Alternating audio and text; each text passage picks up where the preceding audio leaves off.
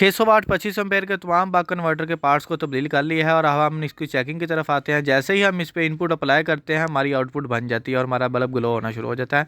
तो अभी हम इसकी मुकम्मल आपको टेस्टिंग करके दिखा रहे हैं। अभी हमने इसको रफली ओपन रखा हुआ है। आप भी अपना कन्वर्टर ठीक करवाने के लिए हमसे रब्ता कर सकते हैं। तो ये जी पार्सल आया हमें टोबा टैक्सिंग से, जो कि बक कन्वर्टर वाटर डैमेज हुआ था।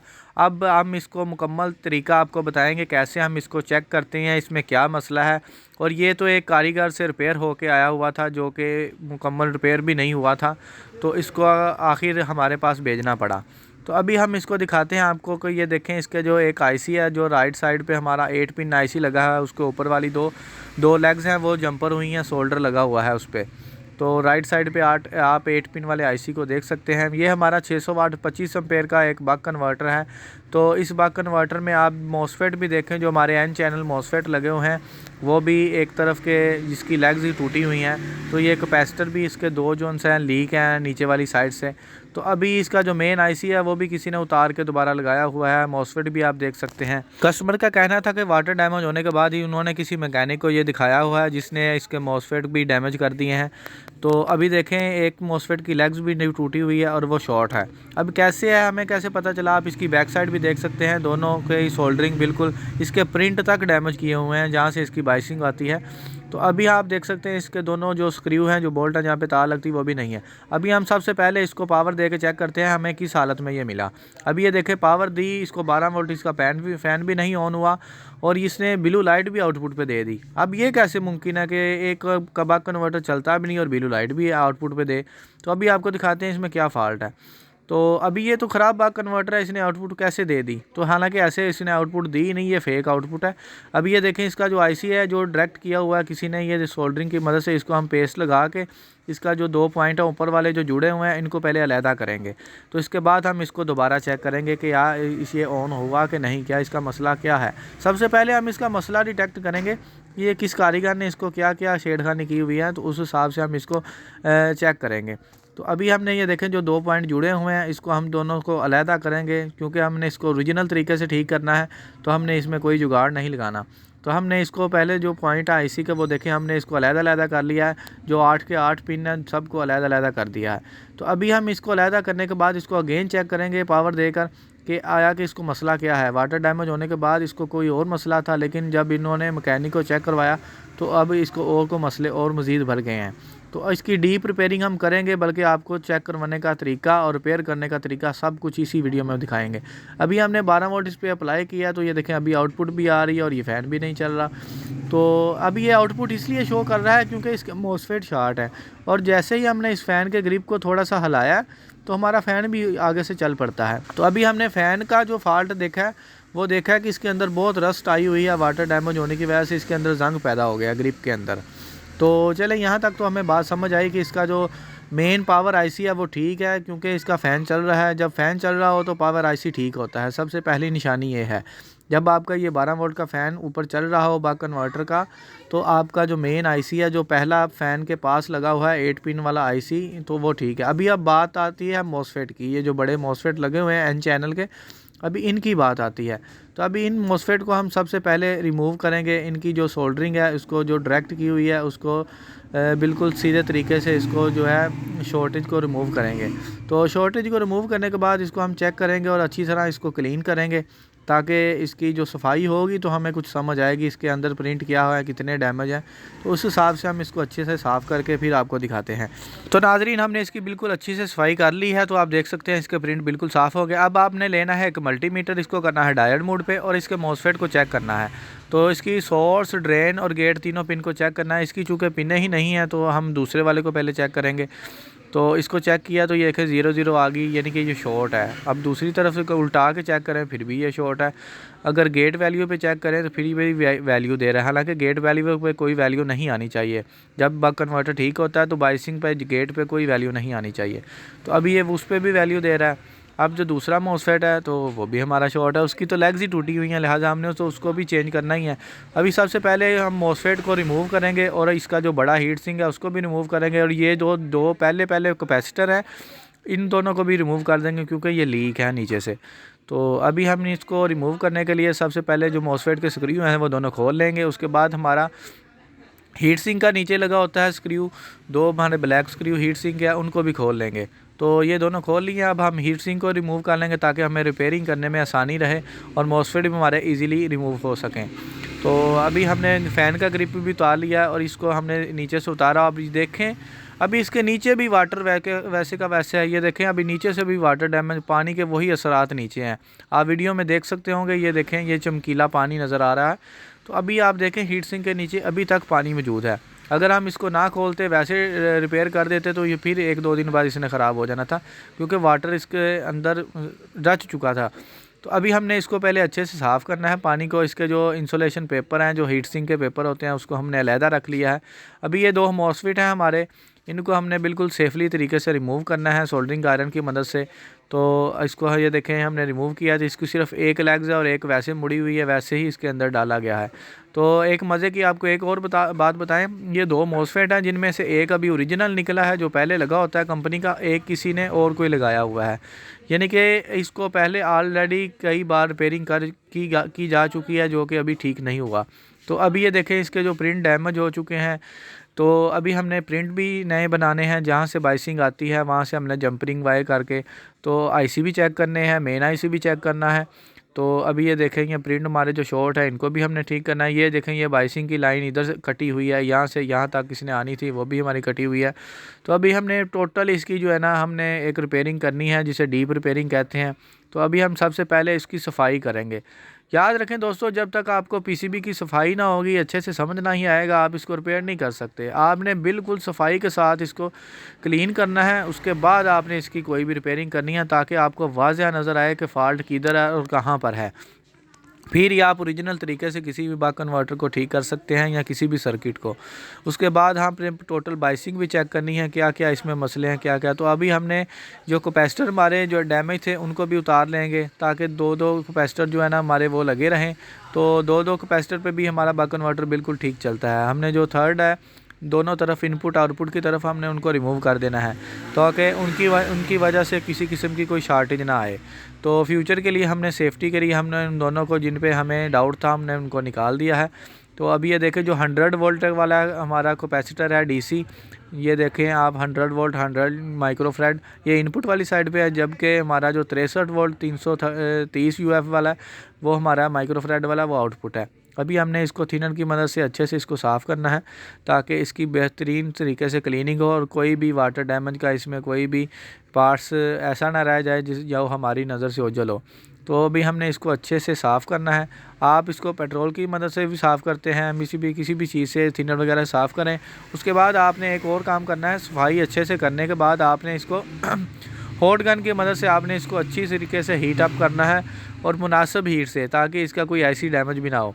तो आपने इस मुकम्मल हर कोने कोने से, हर पार्ट्स में से आपने इसका जो पानी है वो खुश्क करना है ताकि फ्यूचर में किसी किस्म की कोई नमी इसमें ना रह जाए।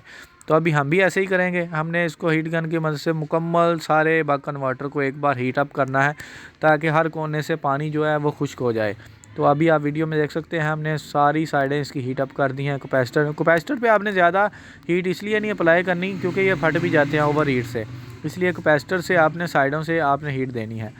तो यहाँ उल्टा करके पीसीबी को दे सकते हैं। मेन काम हमारा पीसीबी को एक बार हीट अप करना है ताकि नमी जो हमारी है वो खुश्क हो जाए। इसके बाद दोस्तों आपने मॉसफेट को अलहदा रखना है। जो पूरा मॉसफेट है जिसकी 3 लेग्स पूरी हैं, इसको आपने मल्टीमीटर से भी आपने सर्किट से बाहर रख के भी आप चेक कर सकते हैं। दोबारा आपने डायोड मोड पे करना है और आपने मॉसफेट को चेक करने के लिए इसके जो गेट है, पहला गेट होता है, दूसरी जो हम ड्रेन और सोर्स होती है, तो आपने इसको चेक करना है। देखें अभी भी शॉर्ट है।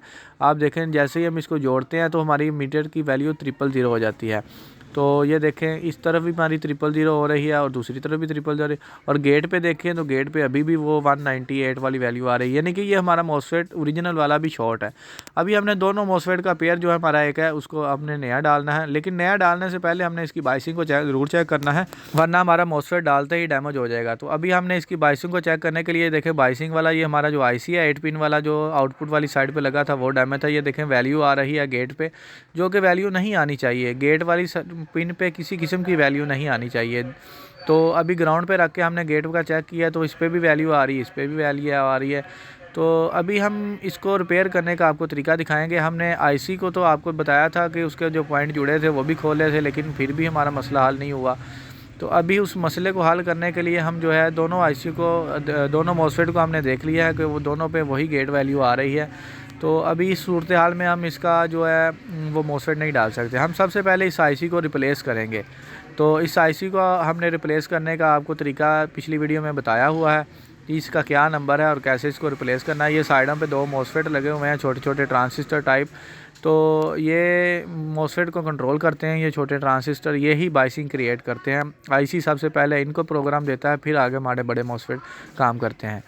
तो ये जो दोनों मॉसफेट हैं ये इस आईसी से कंट्रोल होते हैं। ये साइडों पे एक तरफ ये एक ट्रांजिस्टर लगा है और डायोड लगा है और इसकी रेजिस्टेंस लगी हैं साथ, तो दूसरी तरफ हमारी ये ट्रांजिस्टर और इसके साथ ये डायोड और 2 रेजिस्टेंस लगी हैं। तो ये चीज़, ये एक पूरा बाइसिंग वाला हिस्सा है। तो इस बाइसिंग वाले मुकम्मल हिस्से को हम चेक करेंगे। पहले हम सबसे पहले आईसी डालेंगे। तो आईसी डालने के बाद देखेंगे हमारी वैल्यू ठीक होती है कि नहीं, क्योंकि आईसी ही जो था, जो उसकी पिनें जुड़ी हुई थी हमने जब इसको पार्सल को रिसीव किया है। तो अभी हम आईसी को डालने के लिए सबसे पहले उसके ऊपर पेस्ट लगाएंगे और इसको हीट देकर इसको उतारेंगे। तो दोस्तों दोबारा हॉट गन की मदद से हम आईसी को हीट अप करेंगे और इसको रिमूव कर देंगे। तो रिमूव करके हम दोबारा इसकी वैल्यू को चेक करेंगे हमारे मॉसफेट की बाइसिंग आती है या नहीं। तो अभी ये देखें, इसको हमने रिमूव कर दिया है और इसको रिमूव करने के बाद हम दोबारा जो अपनी बाइसिंग है उसको चेक करेंगे आया कि हमारी बाइसिंग ठीक हुई है कि नहीं। क्योंकि हमें बाइसिंग नहीं आनी चाहिए, इसलिए हमने बाइसिंग कोई वैल्यू बगैर आईसी के ही चेक करनी है। तो अगर अभी भी इसकी वैल्यू आती होगी तो हमारे जो साइडों पे ट्रांजिस्टर और रेजिस्टेंस है उनको भी रिप्लेस करना होगा। तो उसके बाद हमें आईसी को दोबारा नया डालना होगा। तो अभी हमने इसको मल्टीमीटर से दोबारा अगेन चेक करते हैं। इसके लिए मल्टीमीटर को हमने दोबारा डायोड मोड पे रखा और इसको दोबारा चेक किया। तो ये देखें, जिस साइड के हमारे प्रिंट ठीक थे उस तरफ देखें हमारा जो गेट वैल्यू है वो ख़त्म हो चुकी है, यानी कि अब गेट पे कोई वैल्यू नहीं आ रही। इसका मतलब है कि ये बिल्कुल ठीक है, ये हिस्सा हमारा बिल्कुल ठीक है। आईसी का मसला था, जैसे ही हमने आईसी को रिमूव किया हमारी शॉर्टेज ख़त्म हो गई। तो अगर दूसरे हिस्से को चेक करें, जो हमारा जिसका प्रिंट डैमेज था, जिसके पीछे लाइन डैमेज थी, तो उसको लाइन पे अगर हम इसको अगेन रख के चेक करेंगे उसको भी पता लगे वो भी ठीक हुआ है कि नहीं। तो इसका देखिए, हमने एक चेक किया तो इसकी अभी भी वैल्यू आ रही है। इसका मतलब है कि इस मॉसफेट की जो बाइसिंग है, उसका जो ट्रांजिस्टर या रेजिस्टेंस वगैरह लगी है आईसी के आगे, उसमें भी मसला है। जो एसएमडी कंपोनेंट हमारे छोटे छोटे आगे लगे हैं आईसी के करीब, उनका भी मसला है। इसकी वैल्यू नहीं आनी चाहिए, क्योंकि शॉर्ट आईसी तो हमने रिमूव कर दिया है, अभी कोई आईसी हमने पीसीबी में लगाया ही नहीं। तो अभी ये देखेंगे ये वाला बिल्कुल ठीक आ रहा है। तो अभी हम क्या करेंगे, उसकी बाइसिंग वाला जो छोटे ट्रांजिस्टर हैं, एसएमडी कंपोनेंट हैं, डायोड हैं छोटे छोटे या रेजिस्टेंस हैं, उनको भी पूरे सेट को रिप्लेस कर देंगे। तो अभी हम आपको दिखाते हैं रिप्लेस करके हमारी वैल्यू ठीक होती है या नहीं, और साथ आईसी भी डाल के दिखाते हैं। तो दोस्तों हमने इसके मॉसफेट भी चेंज किए, आईसी भी, और छोटा ट्रांजिस्टर और डायोड वगैरह भी आप वीडियो में देख सकते हैं। और बाकायदा इसको जंपर भी कर दिया है जो हमारी लाइन डैमेज थी। लेकिन ये अभी हमने रफली इसको जोड़ा है, इसको अभी परमानेंट नहीं अटैच किया। तो अभी आप देख सकते हैं ये आईसी के ऊपर डायोड और ट्रांजिस्टर वगैरह, ये आप देख सकते हैं आईसी के ऊपर ये आईसी हमारा रिप्लेस हुआ है, इसके ऊपर ये डायोड रिप्लेस हुई है, इसके ऊपर ये रेजिस्टेंस भी हमने रिप्लेस कर दी है, और ये ट्रांजिस्टर भी हमने रिप्लेस किया है। ये पीएनपी ट्रांजिस्टर है और ये एन चैनल मॉसफेट है। तो अभी हमने इसका जो मेन आईसी है उसको भी उतार के हमने दोबारा रीहीट करके दोबारा लगा दिया है, ताकि कोई किसी किस्म की सोल्डरिंग ढीली ना रहे। ये देखें, हमने जो ख़राब कंपोनेंट थे वो भी उतार के रख दिए हैं। तो ये देखें, हमने इसको उतारने के बाद जो नए कंपोनेंट है वो लगा दिए हैं।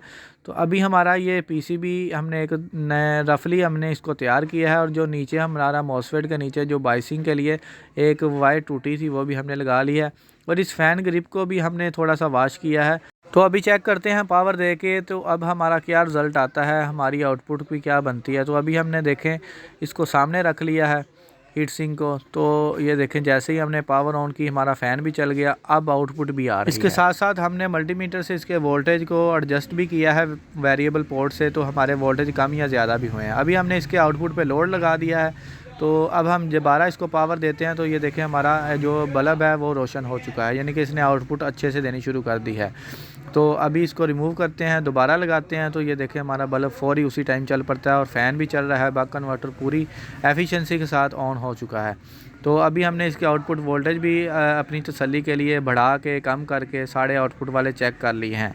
तो अभी हम इस बक कन्वर्टर को मुकम्मल जो ओरिजिनल पैकिंग होती है हीट सिंक के साथ, वैसे हमने इसको अटैच कर दिया है, और इसके ऊपर पेस्ट लगा दी है ताकि फ्यूचर में इसके ऊपर जंग ना पड़े, ऑयली पेस्ट जो होती है। तो अभी ये देखें, ये हमारा पूरा जैसे ये ओरिजिनल सिस्टम होता है, ये जो जंपर वायर है उसको भी हमने देखें एक साइड पे लगा दिया है मॉसफेट के, और तीनों मॉसफेट को पक्का भी कर दिया है दोनों को, और आईसी को भी। तो अभी ये हमारा जो बिल्कुल ओरिजिनल जैसे आता है हमने उसी तरह इसको दोबारा रीपैक कर लिया है। तो अभी हम आपको दिखाते हैं इस पर पावर लगा के हमारा क्या तरीका है। अभी हम इसकी पैकिंग में आपको अब दिखाते हैं। ये हमने अपने जो वोल्टेज लिए हैं, जो मेन इनपुट वोल्टेज हैं वो आपको दिखाते हैं मल्टीमीटर से।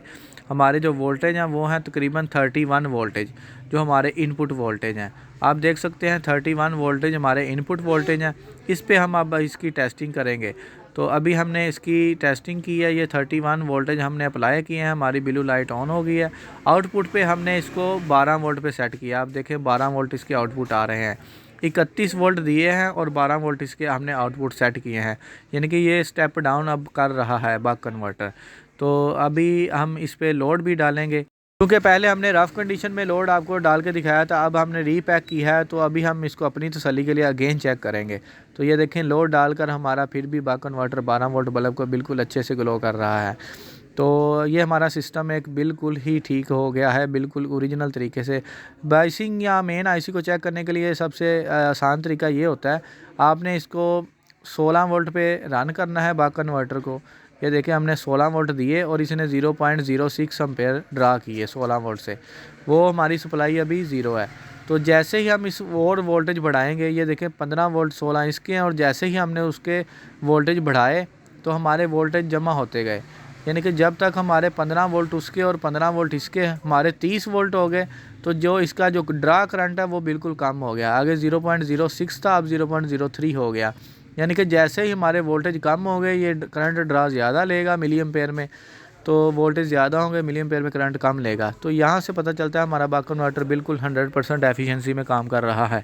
दोस्तों इसके साथ वीडियो को लाइक और हमारे चैनल को सब्सक्राइब करें, ताकि मज़ीद ऐसी इन्फॉर्मेटिव वीडियो हम आपको सिखाते रहें और आपको हुनरमंद बनाते रहें।